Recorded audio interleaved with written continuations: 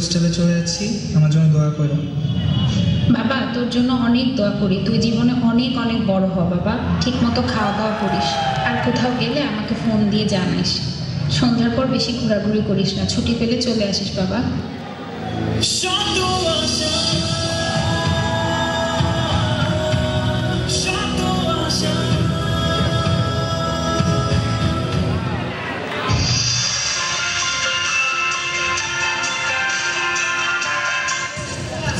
Hello দোস্ত, তোর নাকি 15টা ক্লাস টেস্ট বাকি। ম্যাডাম বলছে 1 সপ্তাহের মধ্যে ক্লিয়ার করতে, তাহলে তোকে ফাইনাল পর্বে বসে দিবে না। 1 সপ্তাহের মধ্যে? ধর, আর পারতেছি। আবার কে ফোন দিল? হ্যাঁ মা, বলো। বাবা কেমন আছিস? তোর না আসার কথা ছিল। মা, আমার অনেক ক্লাস টেস্ট বাকি, আমি এই ছুটিতে আসতে পারবো না। কিসের আইটেম বাকি তোর? তুই না বললি সামনের মাসে তোর বড় পরীক্ষা, বাসায় বই খাতা নিয়ে আসবি। তোর বাবা অসুস্থ, তুই একদমই বাসায় আসতে চাস না, তুই তোর ফ্রেন্ডের সাথেই থাক, তোর আসতে হবে না। Without you, my friend, and I'll tell you all about it when I see you again. Carry on, give me all the strength I need to carry on. It's been a long day without you, my friend, and I'll tell you all about it when I see you again. When I see you again.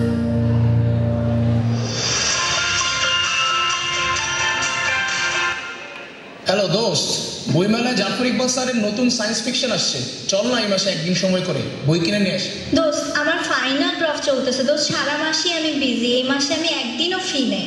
আরে আবার কিরে ভাই, তোর তো সারা বছরই proof চলে, এগুলো কোনো কথা নাকি? 1 মাসে একদিন সময় বের করতে পারবি না? ভাব দেখাস নাকি বেটা? ধুর, তোরা বুঝিসই না, যা মুখে আসে তাই বলে যাস, না বুঝে কথা বলবি না তো। হ্যাঁ, আমরা তো এগুলো বুঝি না, সবকালে তুই একলাই বুঝোস না। এত বলে কি হবে? জানি তো কি হবে শেষ পর্যন্ত আমি তো কষাই বেটা, তোরে তো আগেই বাদ দিছি, এখন পুরোটাই বাদ দিয়ে দিলাম। যা তুই যা।